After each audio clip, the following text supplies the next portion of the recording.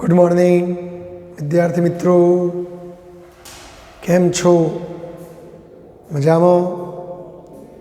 જો આજે આપણે ધોરણ 12 ભૌતિક વિજ્ઞાન પાઠ 13 ન્યુક્લિયસના પ્રકરણની અંદર આગળ વધીએ.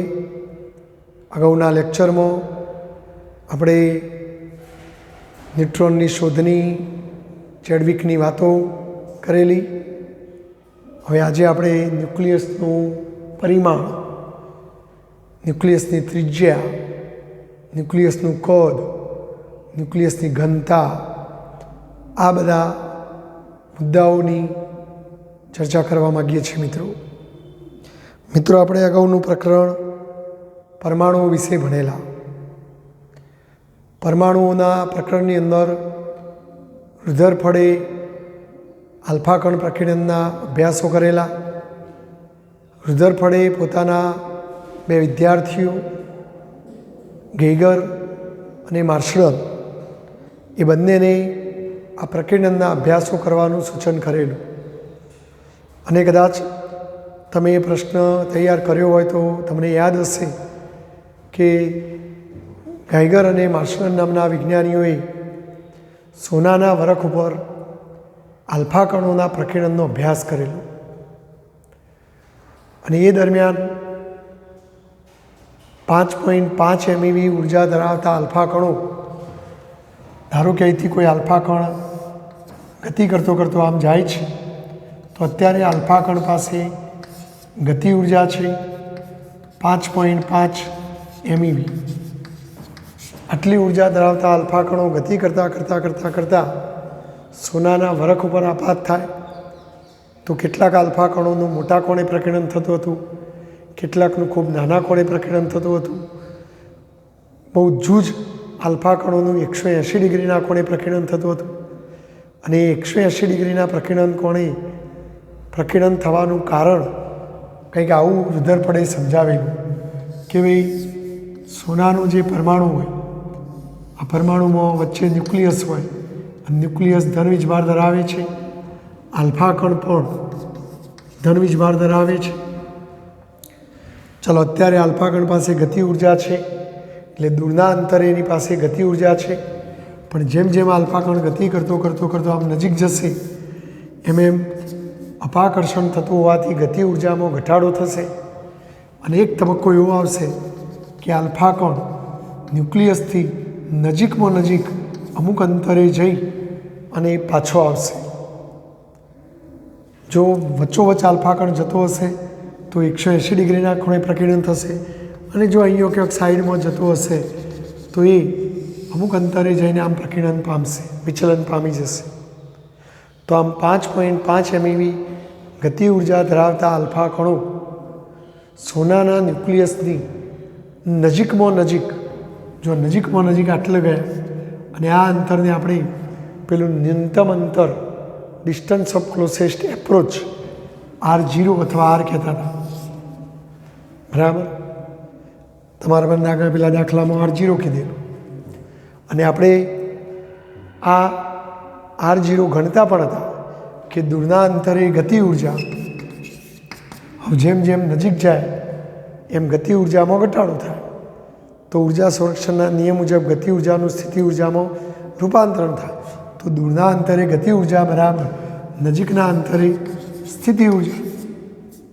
અને સ્થિતિ ઉર્જાનું સૂત્ર કે બંને વીજભારોનો ગુણાકાર, આલ્ફાનો 2E, આ ન્યુક્લિયસનો વિદ્યુતભાર આપણે જડી લેતા હતા. અને આ નજીકના અંતર R0 અને આ ગતિ ઉર્જા. હવે સોનાનો પરમાણુ ક્રમાંક 79 જાણીએ છીએ કે એની કિંમત 9 × 10⁹ જાણીએ છીએ. ગતિ ઉર્જા MEVના EVના જૂલ કરવાના. R0ને સૂત્ર કરતાં બનાવો તો આ અંતર મને યાદ છે ત્યાં સુધી લગભગ 4 × 10⁻14 મીટરના ક્રમનું આવતું હતું. તો આમ 5.5 MeV ગતિ ઉર્જા ધરાવતો આલ્ફા કણ સોનાના વરખની નજીકમાં નજીક આટલા અંતરે જતો હતો. અને આ અંતરને આપણે ન્યૂનતમ અંતર અથવા ડિસ્ટન્સ ઓફ ક્લોસેસ્ટ એપ્રોચ કહેતા હતા. રુધરફળે એવું ધારેલું કે આલ્ફા કણ આ ન્યુક્લિયસના અપાકર્ષણને કારણે અમુક અંતરેથી અપાકર્ષણ અનુભવીને પાછો આવે છે, માટે આર્ય અંતર એટલે આ છે. તો વળી આપણે જાણીએ છીએ કે પરમાણુનો બધો જ ધન વીજભાર એના કેન્દ્રમાં એકઠો થયેલો હોય છે, એટલે કદાચ ન્યુક્લિયસની ત્રિજ્યા તો આ અંતર કરતો પણ ઓછી હોવી જોઈએ. તો આમ રુધરફળે એવું વિચાર્યું કે ભાઈ આ ન્યુક્લિયસના અપાકર્ષણ દ્વારા આલ્ફા કણ ઉપર અપાકર્ષણ થવાથી એ પાછો આવે છે, માટે આમાં અપાકર્ષણ બળ આ ઘટના માટે જવાબદાર છે. એટલે ધન વીજભાર માત્ર ન્યુક્લિયસમાં જ હોવાથી ન્યુક્લિયસનું પરિમાણ, ન્યુક્લિયસની સાઇઝ આ અંતર કરતો પણ ઓછી હોવી જોઈએ. એટલે ન્યુક્લિયસની ત્રિજ્યા તમે શોધેલા અંતર કરતો પણ ઓછી હોવી જોઈએ. વળી જો તમે 5.5 MeVના બદલે કોઈ વધુ ઉર્જા ધરાવતો આલ્ફા કણ લ્યો તો કદાચ એવું પણ બને કે આલ્ફા કણ હજુ થોડો વધારે નજીક જઈને પાછો આવે, તો આ અંતર તમને હજુ નાનું મળે. એટલે જો 5.5 MeV કરતો વધુ ઉર્જા ધરાવતા આલ્ફા કણો લઈએ તો કદાચ આ અંતર હજી પણ નાનું હશે. રુધરફળની ગણતરીઓ આ આલ્ફા કણ અને ન્યુક્લિયસના ધન વીજભાર વચ્ચે લાગતા અપાકર્ષણ બળ ઉપર આધારિત હતી. એટલે કે દૂરના અંતરે ગતિ ઉર્જા બરાબર નજીકના અંતરે સ્થિતિ ઉર્જા, એના ઉપરથી આ અંતર એને શોધેલું મિત્રો, જેમાં અપાકર્ષણ બળ કામ કરતું હતું. અને જે અંતરેથી આપણા આલ્ફા કણનું વિચલન થાય, જો એ વચ્ચોવચ્ચ આલ્ફા કણ જતો હોય તો એક્ઝેક્ટ આટલાથી પાછો આવે, તો આ અંતર જો સાઈડમાં જતો હોય તો એ આટલાથી આમ વિચલન પામ્યું, તો જો એટલાથી વિચલન પામ્યું એટલે આ અંતર. તો જે અંતરેથી આલ્ફા કણનું વિચલન થાય એ અંતર તમે શોધી શકો અને એના ઉપરથી પરમાણુના પરિમાણનો અંદાજ લગાવી શકાય કે ભાઈ પરમાણુ આટલાથી પરમાણુની અસર ચાલુ થતી છે, એટલે એના પરિમાણનો અંદાજ આપી શકીએ. મિત્રો, રુધરફળે ઘણા બધા પ્રયોગો કરેલા. આલ્ફા કણને બદલે ઝડપી ઇલેક્ટ્રોન, વધુ ઉર્જા ધરાવતા ઇલેક્ટ્રોનને પ્રક્ષિપ્ત કણ તરીકે લઈ જુદા જુદા વિવિધ તત્વોના ન્યુક્લિયસો ઉપર એને આવા ઇલેક્ટ્રોનનો મારો ચલાવી અને પ્રકીર્ણનના અભ્યાસો કરેલા. અને વિવિધ ન્યુક્લિયસોના પરિમાણો, ત્રિજ્યાઓ ચોકસાઈપૂર્વક માપેલી. અને ન્યુક્લિયસની ત્રિજ્યા આ અંતર કરતો પણ નાની હશે એવો એને અંદાજ લગાવે. તો જો ફરી એકવાર મિત્રો, રુધરફળના સૂચનથી ગાઈગર અથવા ગેગર અને માર્શનન નામના વિજ્ઞાનીઓએ સોનાના વરખ વડે થતા આલ્ફા કણ પ્રકીર્ણનના અભ્યાસો કરેલા, જેમાં એમણે જોયેલું કે 5.5 MeV ઉર્જા ધરાવતા આલ્ફા કણોનું સોનાના વરખથી, સોનાના ન્યુક્લિયસથી નજીકમાં નજીક અમુક અંતરેથી પાછા આવે છે. તો એ નજીકના અંતરને ન્યૂનતમ અંતર અથવા ડિસ્ટન્સ ઓફ ક્લોઝેસ્ટ એપ્રોચ આપણે કીધેલું, અને લગભગ 4 × 10⁻14 મીટરના ક્રમનું જોવા મળેલું. રુધરફળે એવું ધારેલું કે આ કોલંબિયા અપાકર્ષણ બળોને કારણે આવું થાય છે, અને એ ધન વીજભારો તો ન્યુક્લિયસની અંદર જ હોય અને અપાકર્ષણ બળ તો અમુક અંતરેથી એ પાછા આવે, માટે કદાચ ન્યુક્લિયસનું પરિમાણ, ન્યુક્લિયસની ત્રિજ્યા તમે જે અંતરની કલ્પના કરી એના કરતાં પણ નાનું હશે. રુધરફળની ગણતરીઓ આ આલ્ફા કણ અને ન્યુક્લિયસના ધન વીજભાર વચ્ચે થતા અપાકર્ષણ બળ ઉપર આધારિત હતી. જે અંતરથી આલ્ફા કણનું વિચલન થાય એ અંતરને R0 આપણે કહીશું. એના ઉપરથી ન્યુક્લિયસના પરિમાણનો અંદાજ લગાવી શકાય. બરાબર. રુધરફળે આલ્ફા કણોના બદલે ઝડપી ઇલેક્ટ્રોન લઈ જુદા જુદા તત્વોના ન્યુક્લિયસો ઉપર એનો મારો ચલાવી અને અભ્યાસો કરેલા, અને એના ઉપરથી ન્યુક્લિયસનો પરિમાણોનો સચોટ અંદાજ એને મેળવેલો. અને આ બધા અભ્યાસોના ફળ સ્વરૂપ એને ન્યુક્લિયસોની ત્રિજ્યા શોધવા માટે એક આનુભવિક સૂત્ર આપ્યું. આનુભવિક એટલે અનુભવોને આધારે તૈયાર કરેલું, કોઈ મેથેમેટિકલી સાબિત નહોતું કરેલું. તો આમ આલ્ફા કણોના પ્રકીર્ણનના અભ્યાસ ઉપરથી ન્યુક્લિયસની ત્રિજ્યા શોધવાનું સૂત્ર તો યાદ રાખજો મિત્રો, ન્યુક્લિયસની ત્રિજ્યા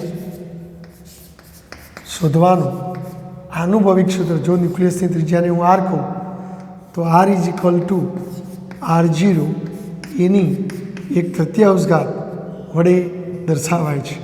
આ રુધરફોર્ડે અંદાજિત ત્રિજ્યા શોધવાનું સૂત્ર અનુભવોને આધારે આપેલું આ પ્રયોગોના અભ્યાસોને આધારે, જો R0 એ સમીકરણમાં આવતો એક અચળાંક છે અને એની કિંમત 1.2 ફેમ્ટો અથવા ફર્મીના મીટર કરવા હોય મિત્રો તો 1.2 ગુણ્યા 10⁻15 મીટર છે.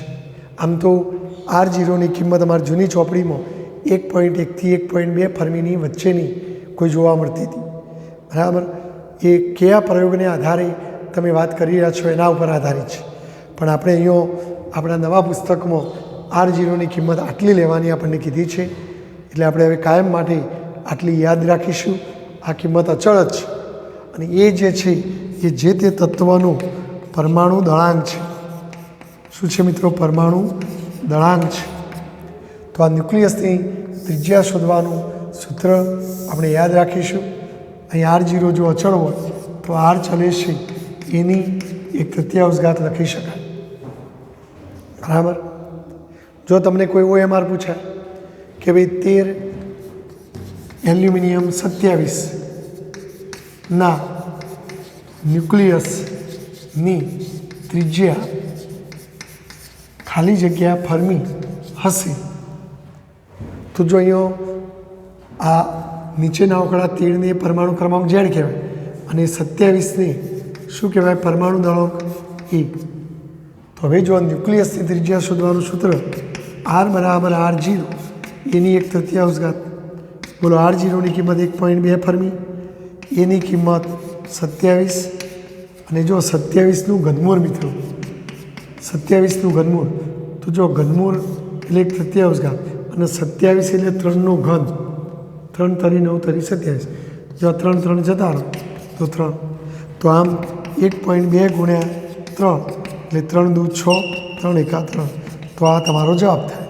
તો આ રીતે કોઈ પણ તત્વના ન્યુક્લિયસની ત્રિજ્યા શોધવી હોય તો પરમાણુ દળાંક ઉપરથી મળી જશે મિત્રો. તો આ રીતે તમે આ OMR સ્ક્રીનશોટ લેવો હોય તો લઈ લો. કદાચ આવું કોઈ OMR પૂછાય તો આપણે એનો જવાબ આપી શકીએ. તો સ્ક્રીનશોટ લઈને લખી દેજો મિત્રો. તો આમ ન્યુક્લિયસની ત્રિજ્યા આ રીતે આપણે ગણી શકીએ. સામાન્ય રીતે OMRમાં ઘનમૂળ નીકળે એવો જ તમને તત્વો આપેલો હોય. બરાબર. તો આ પરમાણુ દળાંક છે. બરાબર. જો હવે આપણે મિત્રો કદની વાત કરીએ તો આના ઉપરથી ન્યુક્લિયસનું કદ V. ન્યુક્લિયસ એક નક્કર ગોળો છે અને નક્કર ગોળાના કદનું સૂત્ર 4/3 પાઈ R ઘન. પરિણામે જો 4/3 પાઈ ત્રિજ્યાનો ઘન, હવે ત્રિજ્યાની કિંમત આ લેવી પડે, R0 એની 1/3 ઘાતનો ઘન માટે કદ V બરાબર જો 4/3 પાઈ એમના એમ R0નો ઘન નો ઘન તો 3 જતા એટલે એ થાય. હવે જો R0 અચળ કિંમત છે, 4/3 પણ અચળ, પાઈ પણ છે, એટલે આખું પદ અચળ, એટલે અહીં 4/3 પાઈ R0 ઘન એ અચળ છે મિત્રો. તો પછી લઈ શકાય કે V ચલે છે એ કદ એ પરમાણુ દળાંકના સમપ્રમાણમાં દેખીતું જ છે. પરમાણુ દળાંક ઓછો તો કદ ઓછું હોય. દાખલા તરીકે મેં હાલ જ વાત કરી કે 13 એલ્યુમિનિયમ 27, તો જો આમાં પ્રોટોનની સંખ્યા કેટલી મિત્રો? 13 અને ન્યુટ્રોનની સંખ્યા 27માંથી 13 જોઈએ તો 14. તો હવે જો આનું ન્યુક્લિયસ તમે દોરો તો એમાં 27 જણો રહેવાનું છે. 13 પ્રોટોન છે અને 14 ન્યુટ્રોન, એટલે 27 જણો રહેવાનું હોય, એટલે ન્યુક્લિયસ થોડું નાનું હોય. પણ જો તમે 92 યુરેનિયમ 238 લો તો એનું જો પરમાણુ દળાંક 38, પ્રોટોનની સંખ્યા 92, ન્યુટ્રોનની સંખ્યા 238માંથી 92 જતો 146, એટલે ટૂંકમાં આટલા જણો રહેવાનું છે. અને એટલા જણો રહેવાનું હોય તો પછી ઘર મોટું જ બનાવવું પડે. તો એ ન્યુક્લિયસનું કદ મોટું હોય, કારણ કે મોટી જગ્યા લે તો જ 238 જણા રહી શકે. તો આમ એ વખતે કદ મોટું, એ કદ નાનું. તો પરમાણુ દળાંક નાનું તો કદ નાનું હોય, પરમાણુ દળાંક મોટો તો કદ મોટું, એટલે કદ એના સમપ્રમાણમાં હોય. બરાબર. જો તમારે ન્યુક્લિયસની ઘનતા શોધવી હોય મિત્રો, તો જો ઘનતા શોધવાનું સૂત્ર દળ ભાગ્યા કદ. જો ન્યુક્લિયસનો દર કઈ રીતે મળે, તો જો અહીં 27નો મતલબ 13 પ્રોટોન અને 13 ન્યુટ્રોન છે. હવે જો એક પ્રોટોનનું દળ એમ કહો તો 27 પ્રોટોનનું દળ, 27 પ્રોટોનનું દળ કેટલું, તો 27 એમ. જો 27 એ શું કહેવાય, પરમાણુ દળો, તો એ ઇન્ટુ એમ એવું લખાય. જો આમાં તમે લો તો એક ન્યુક્લિયનનું દળ એમ, પ્રોટોન ને ન્યુટ્રોનનું દળ લગભગ સરખા જેવું છે, એટલે હું પ્રોટોનનું દળ એમ કહું, ન્યુટ્રોનનું એમ કહું, તો એક જણનું એમ, તો 238 જણાનું કેટલું, તો 238 જણાનું કેટલું, તો 238 એમ. પણ 238 એ પરમાણુ દળાંક છે. ટૂંકમાં ન્યુક્લિયસનું દળ પરમાણુ દળાંક ગુણ્યા એક ન્યુક્લિયનના દર ઉપરથી મળી જાય. તો આમ મિત્રો ન્યુક્લિયસનું દળ બરાબર એમ. જો એમ એટલે એક ન્યુક્લિયનનું દળ, એમ એટલે એક ન્યુક્લિયોનનું દળ. તો હવે જો આપણે ગણી નાખીએ મિત્રો કે ન્યુક્લિયસની ઘનતા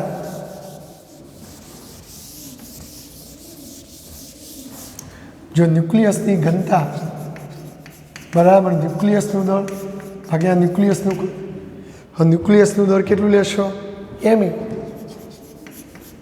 અને ન્યુક્લિયસનું કદ આપણે શોધી કાઢ્યું. આની આખું સૂત્ર લખીએ જો 4/3 પાઈ r0 ઘન ઇન્ટુ એ. જો એ ઉડી ગયું, તગડો ઉપર જાય તો 3m/4 પાઈ r0 ઘન. તો આ ન્યુક્લિયસની ઘનતા રો શોધવાનું સૂત્ર. જો એ પરમાણુ દળાંક ઉડી જાય છે એનો મતલબ કે ઘનતા પરમાણુ દળાંક એ પર આધારિત નથી. ઘનતા પરમાણુ દળાંક ઉપર આધારિત નથી. બરાબર. જો ઘનતાના સૂત્રમાં બધો જ પદ અચળ છે. એક ન્યુક્લિયનનું દર જો તમે ગણતરી કરો તો પ્રોટોન કે ન્યુટ્રોનનું દળ બરાબર, તો એ તમે પ્રોટોન કે ન્યુટ્રોનનું દર 1.67 ગુણ્યા 10⁻27 કિલોગ્રામ હતું. બરાબર. 4 પાઈની જગ્યાએ 3.14 અને r0 1.2 ગુણ્યા 10⁻15 નો ઘન. કેલ્ક્યુલેટરથી સાદુરૂપ આપો તો આ જવાબ લગભગ 2.3 ગુણ્યા 10⁻17 કિલોગ્રામ પર મીટર ઘન મળે છે. જો આમાં બધો જ પદ અચળ છે, તમે તત્વ ગમે તે લો, યુરેનિયમ લેશો તો પરમાણુ દળાંક એ 238, પણ એ તો ઉડી જ જાય છે. એક જ ન્યુક્લિયનનું દળ અંદર ગણતરીમાં આવે છે.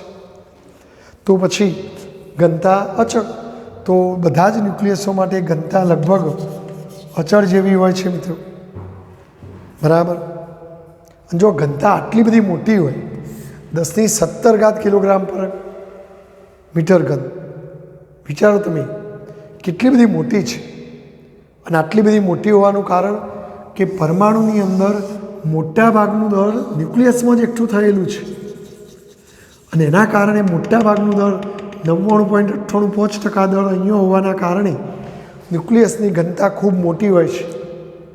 પરમાણુનો બાકીનો બધો ભાગ અવકાશ ખાલી હોય છે. તો આમ ઘનતા વધુ હોવાનું કારણ આપણે એવું આપી શકીએ કે પરમાણુનું મહત્તમ દળ એના ન્યુક્લિયસમાં એકઠું થયેલું હોય છે, અને બાકીનો બધો ભાગ પરમાણુનો બાકીનો અવકાશ ખાલી હોય છે. અને બધું જ દળ અહીં એકઠું થયેલું હોવાથી તો ઘનતા ખૂબ વધી જાય. મિત્રો પાણીની ઘનતા તમને ખબર છે,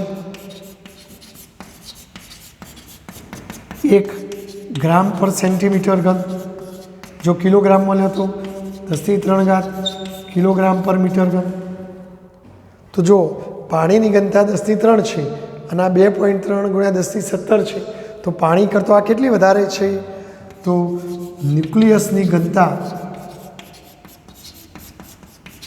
પાણીની ઘનતા કરતો લગભગ 2.3 ગુણ્યા 10⁻14 ગણી વધારે છે. અને આટલાય ભાગો એટલે 14 આવશે. તો આટલા ગણી વધુ છે ભાઈ. એટલે વિચારો તમે, પાણી કરતો ન્યુક્લિયસ આટલા ઘણું ભારે છે મિત્રો. તો જો આપણે આ પ્રશ્નોમાં આ ન્યુક્લિયસની ત્રિજ્યા યાદ રાખીશું, ન્યુક્લિયસનું કદ કઈ રીતે ગણાય એ યાદ રાખીશું. જો વી એ એના સમપ્રમાણમાં છે, એટલે જો તમને વી વિરુદ્ધ એનો આલેખ પૂછાય તો એ આલેખ સુરેખાઓ, વી વિરુદ્ધ એનો આલેખ સુરેખાઓ. બરાબર? કારણ કે તમે આ સૂત્રને આ રીતે બતાવી શકો. જો વી બરાબર 4/3 પાઈ r0 ઘન એ વત્તા 0.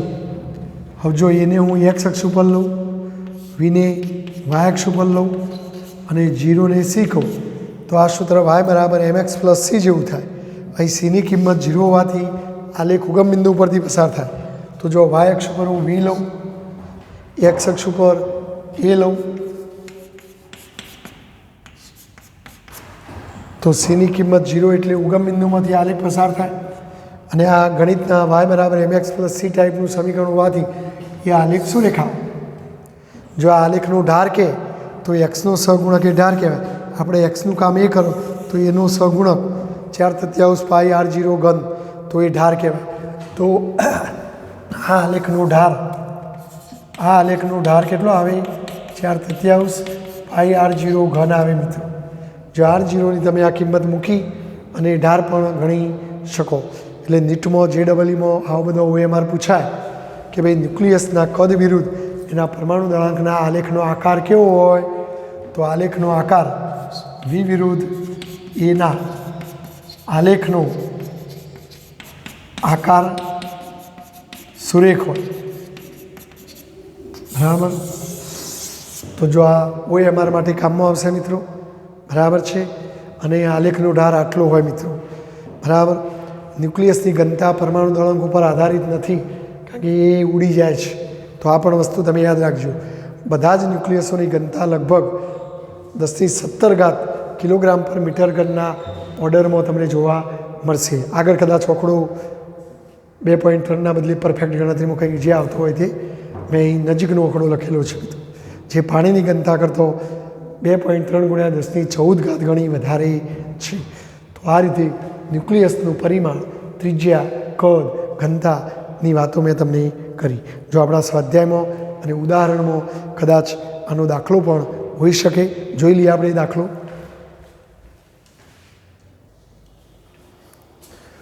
જો મિત્રો આપણને ઉદાહરણ 13.1માં એક દાખલો આપેલો છે, સહેલો દાખલો છે, જોઈએ. આયર્ન એટલે કે લોખંડ, લોખંડના ન્યુક્લિયસ માટે દળ. જો આપણને દળ આપી દેવામાં આવ્યું છે, દળ એમ 55.85 એટોમિક માસ યુનિટ. તો પહેલાં કિલોગ્રામમાં કન્વર્ટ કરવું પડે ભાઈ. અને આનું કિલોગ્રામ જો આપણે કરીએ, એક એટોમિક માસ યુનિટ બરાબર 1.66 ગુણ્યા 10⁻27 કિલોગ્રામ. જો આ કેલ્ક્યુલેટર ત્યાં બેનો ગુણાકાર કરીએ તો લગભગ 92.71 ગુણ્યા 10⁻27 કિલોગ્રામ થશે. તો આ રીતે ન્યુક્લિયસનું દર મળી જાય. જો એ પરમાણુ દળાંક આપણને આપી દેવામાં આવ્યું છે, તો ઘનતા શોધો. હવે ઘનતા શોધવા દળ અને કદ જોઈએ. તો જો દળ તો આપી દીધું છે, તો કદ પહેલાં શોધવું પડે. અને કદ શોધવાનું સૂત્ર આપણને ખબર છે. ન્યુક્લિયસનું કદ બરાબર 4/3 પાઈ r ઘન. તો પાછી ત્રિજ્યા શોધવી પડે. તો ચલો આપણે પહેલાં ત્રિજ્યા શોધી કાઢીએ. ન્યુક્લિયસની ત્રિજ્યા, બોલો, ત્રિજ્યા શોધવાનું સૂત્ર રુધરફળે આપણને જે કીધું તે r0 એની 1/3. બોલો, બરાબર ને મિત્રો? આ સૂત્ર યાદ રાખવાનું આપણે. તો જો હવે આપણે શોધી કાઢીએ.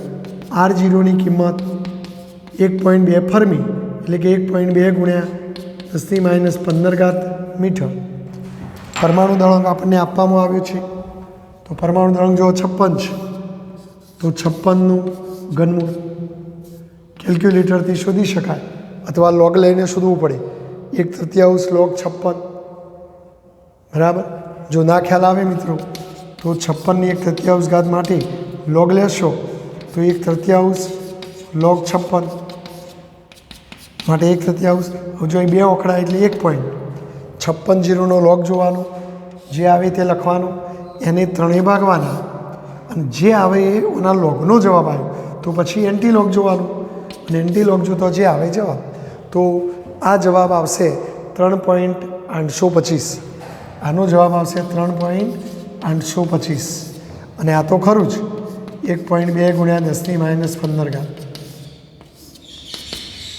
માટે જો હવે સાદુરૂપ આપીએ મિત્રો આનું તો 4.59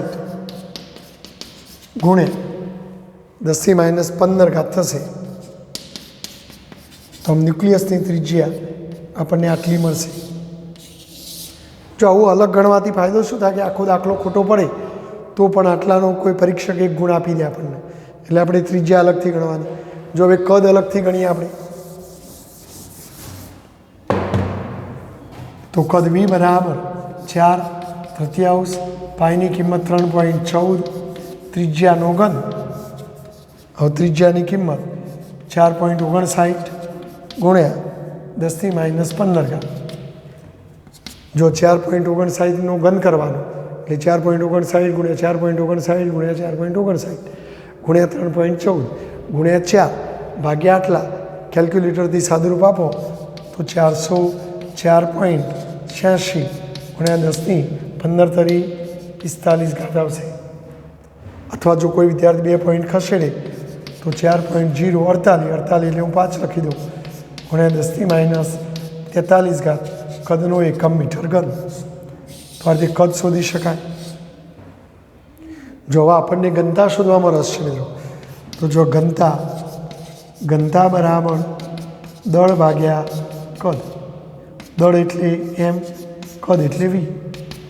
તો જો હવે દળ પણ છે તમારી પાસે 92.71 ગુણ્યા 10⁻27 ઘાત.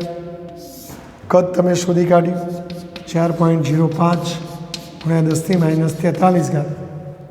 કેલ્ક્યુલેટરથી આનું સાદુરૂપ આપો તો 22.89 ગુણ્યા 10⁻16 ઘાત આવશે.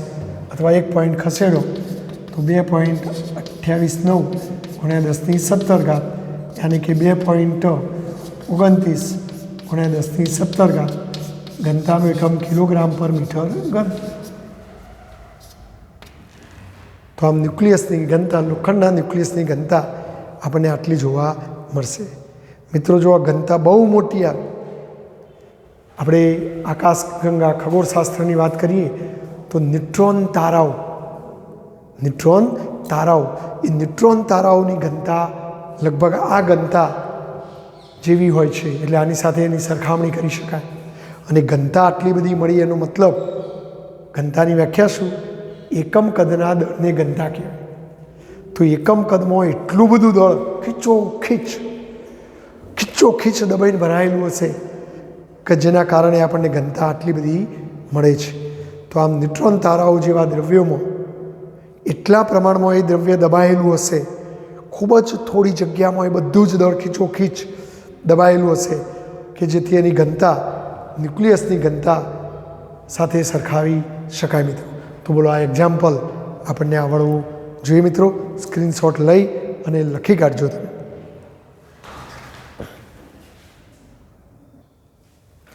જો મિત્રો એક વધારાનો દાખલો હું તમને સમજાવું છું.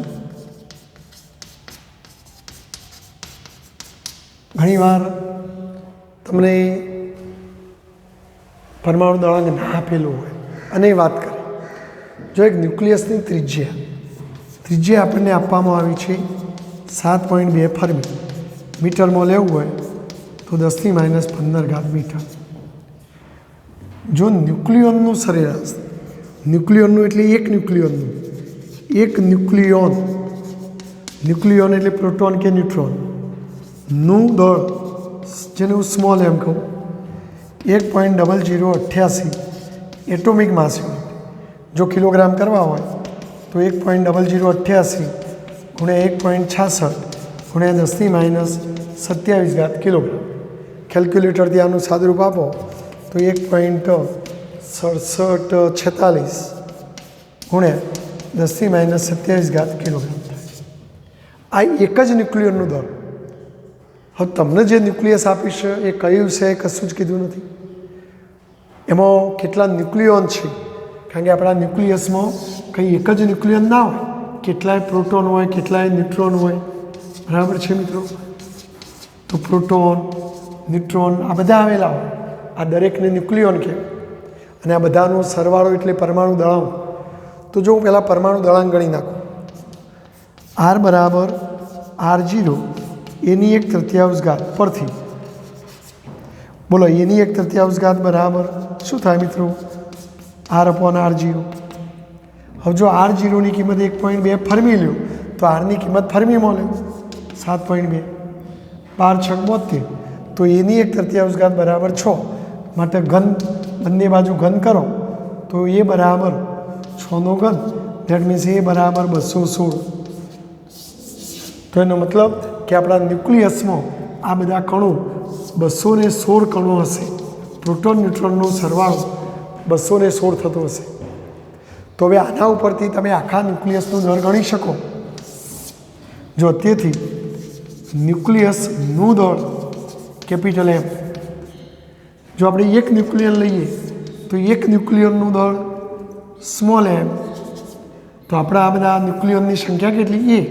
તો એ ન્યુક્લિયનનું દળ કેટલું? તો કેટલું થાય મિત્રો? Ma. તો અહીંયા ન્યુક્લિયસનું દળ Ma થાય. જો તમારે અલગથી ગણી કાઢવું હોય તો એમની કિંમત છે તમારી પાસે 1.6746 ગુણ્યા 10⁻27 અને પરમાણુ દળાંક 216. જો આમનો ગુણાકાર કરો તો 361.7 ગુણ્યા 10⁻27 કિલો. જો ફરી ન્યુક્લિયોન એટલે ન્યુક્લિયસમાં રહેલા પ્રોટોન ન્યુટ્રોનનો સરવાળો. તો એ પ્રોટોન ન્યુટ્રોનની કુલ સંખ્યા. તમને રકમમાં એક ન્યુક્લિયનનું દળ આપીશ તો આપણે 83 મૂકે કે એક ન્યુક્લિયનનું દળ M, તો એ ન્યુક્લિયનનું દળ કેટલું? Me. તો આને ન્યુક્લિયસનું દળ કહેવાય. જો હવે ન્યુક્લિયસની ત્રિજ્યા તો આપી છે, દળ પણ છે. તો હવે ન્યુક્લિયસની ઘનતા, તો ઘનતા બરાબર દળ ભાગ્યા કદ. ન્યુક્લિયસનું દળ કેપિટલ M, ઘનતા 4/3 πr ઘન. તગડો ઉપર જાય મિત્રો તો 3m/4πr ઘન.